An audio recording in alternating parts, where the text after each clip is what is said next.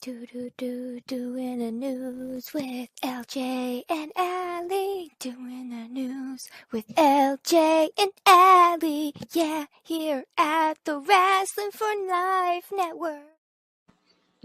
Hi, yes, welcome back to the Wrasslin for Life Network, your daily news update. I am one of two of your co-hosts, Allie here. My partner LJ is probably sleeping because it is way too late to be doing the news and calling it a daily news.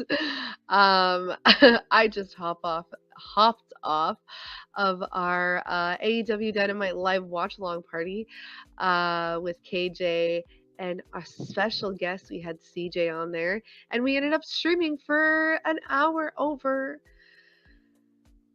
past the show. When the show ended, we were still talking. It's always a fun time when you're watching wrestling with your Wrasslin for Life Network family. That's what we like to say here. We are a family. So thank you everyone who subscribed, who tuned in last night. That's your reminder to always tune into our live watch along parties or whatever we're doing, because you never know what's going to happen in the moment, what we decide, if we end up just winging it for an hour, even though people have work in the morning. We're always here. And for the people who don't have work in the morning, I'm always here to stay up with you guys. That being said, let's jump right into the news. Our first segment, you guys already know.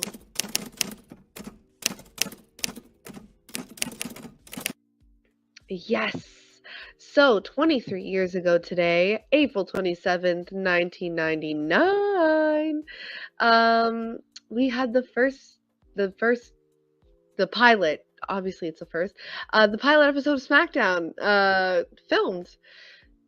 And with an insane headliner, we had the blockbuster tag team match of we had Stone Cold Steve Austin and The Rock versus The Undertaker and Triple H. What? And they defeated The Rock and Stone Cold defeated Triple H and The Undertaker?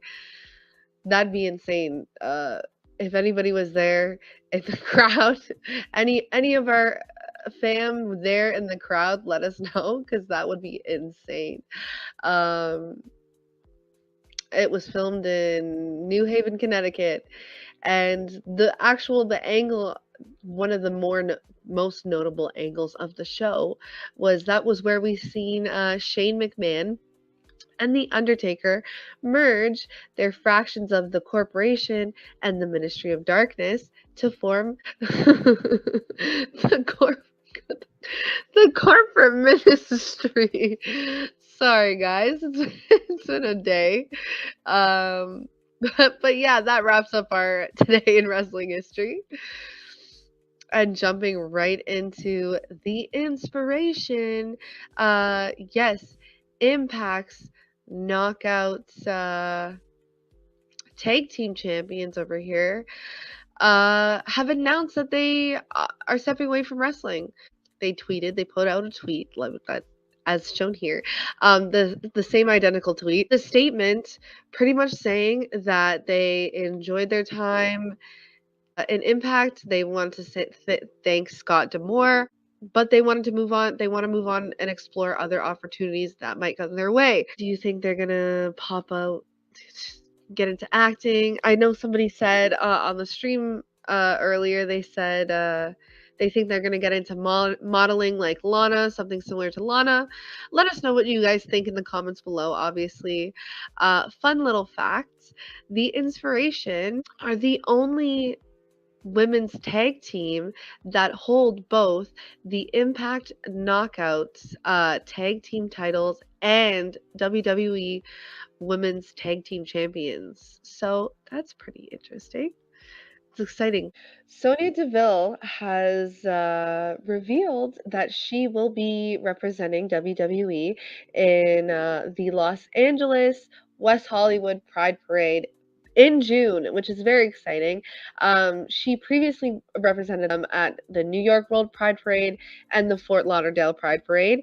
So when she appeared on the Pat McAfee show to talk about it, she was very happy. She's quoted saying, "Pride Month is coming up, and I am participating in the West Hollywood Pride Parade, which I'm super excited about. Representing WWE as the first openly gay female, we are going to have a float or an exotic car of some sort in the LA Pride this year." And when asked about like the significance of this, she holds it so close to her heart, is what I was trying to say. She said it's camaraderie, visibility, being with WWE and representing WWE in a parade like this is showing so many people who grow up wanting to be wrestlers or just watching wrestling. Hey, you're welcome here and you're represented and loved, not just by me, but by the entire company. We support you. It's a big messaging for the company, and I'm glad to be there and pioneering it and talk about it and celebrate.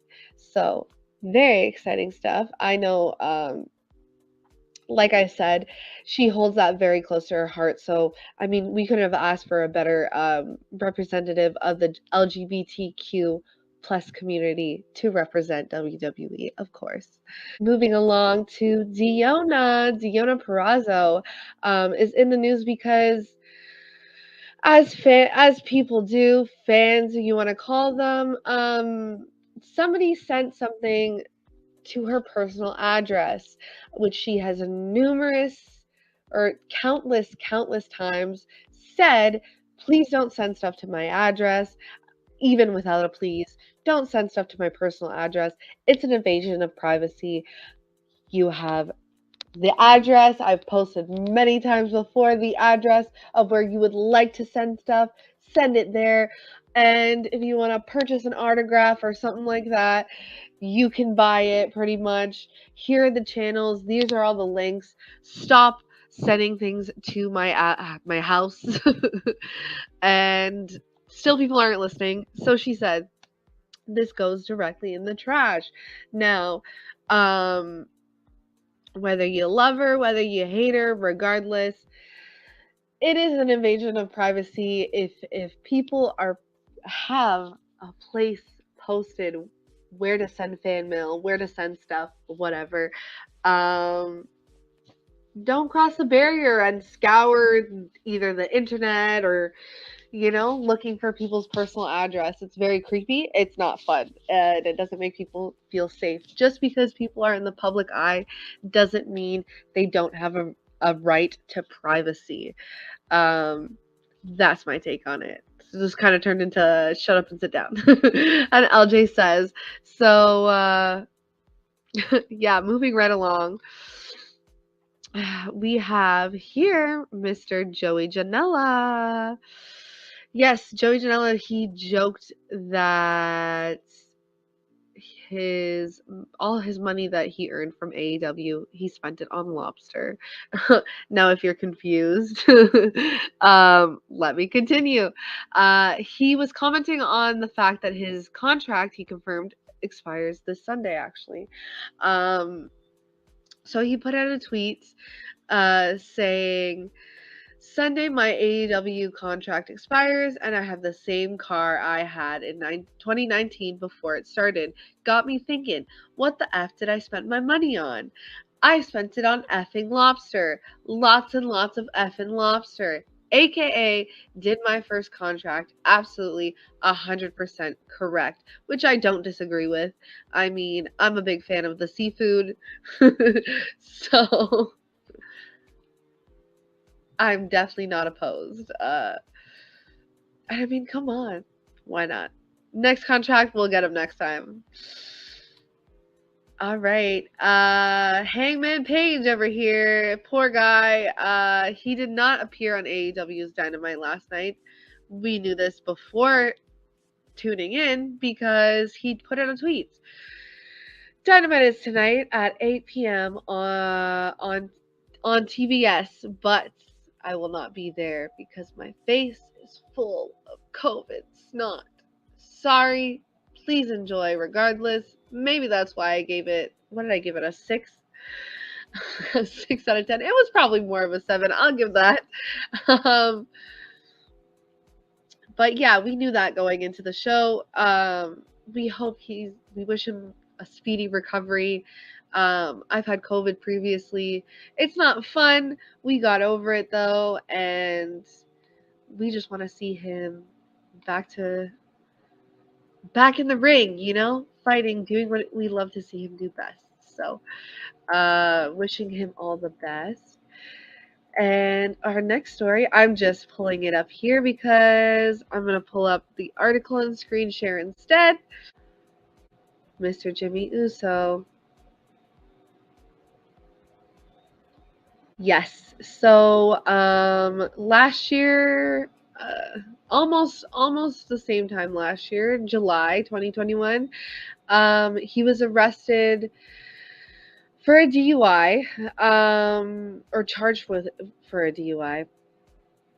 And of course, TMZ does what TMZ does best and released further details as well as a video alongside to show the actual interaction of him getting arrested. You could definitely tell, unfortunately, he was absolutely hammered, and he ended up getting upset, obviously, as one does when they're inebriated, especially to the point of how far gone he was. Cop made like an innocent but also kind of a silly remark about hope you pass your sobriety test this time too, because he's like, oh, I hope I pass my test before we do it. He was like, yeah, I hope so too. This triggered him. He was not very happy. He's like, why would you say that? Like, are you serious? Like, ready to fight, like, why would you say that? Which is, I get it. Not that I've been in that specific situation, but we all know how it is, like, when you're not in the right state of mind, especially, with what he's gone through and personally, all the personal demons that he's had to deal with. And on the flip side, like, did the cop deserve to be called an asshole? Not necessarily. I don't think he was like terrible. He was one of the nicer cops for sure, that I've seen interactions of. So yeah, that was pretty much what happened there. You guys can check out the video for yourself. Send, let us know what you think if you want to think about it. I say let's leave the videos aside. TMZ.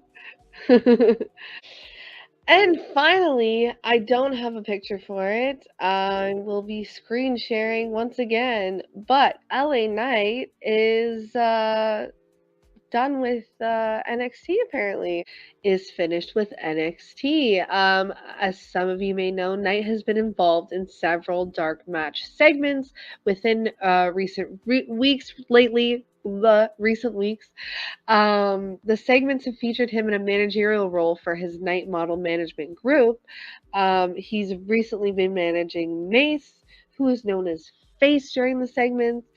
And he last appeared on NXT when he lost a match to Gunther at Stand and Deliver. So, Fightful is reporting that there are no plans moving forward for Knight to return to NXT, but he's actually internally considered a main roster member. And as of right now, there's no word on if he will be bringing his Knight Model Management Group to Raw or SmackDown, or if the company goes in a completely different direction with him. Do you think I have a feeling they're gonna change. This is the little article here. I have a feeling they change them all together with all these name changes here in WWE. Like, I don't know. But that is that. Yes. So I'm gonna pretty much wrap it up here. I've been online for a little while now. Ali doesn't have a question today. So, with that being said, thank you so much for watching. Um, Whenever you're watching this, there might be already another daily news out.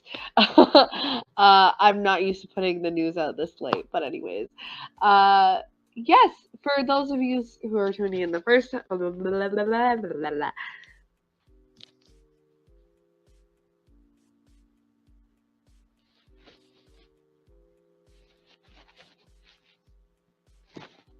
that's all I have for you folks.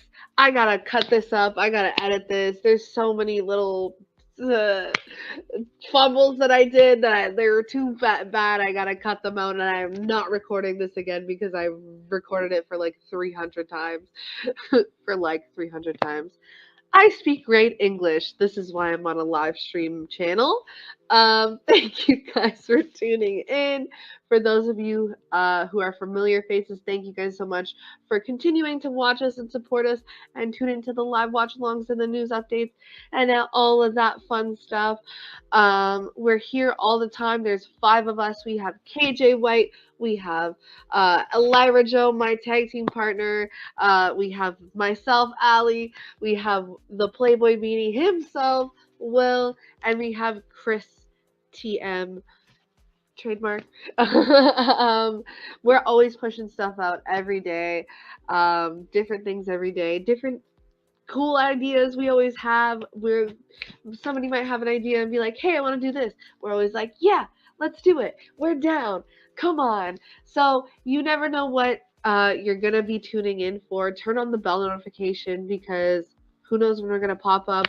Um, and when we're not on YouTube, we're most likely on Instagram. So give us a follow on all social media platforms. That has been your news update. I'm jumping off. I'm tired. I'm not recording this again. Have a good day. Have a lovely day.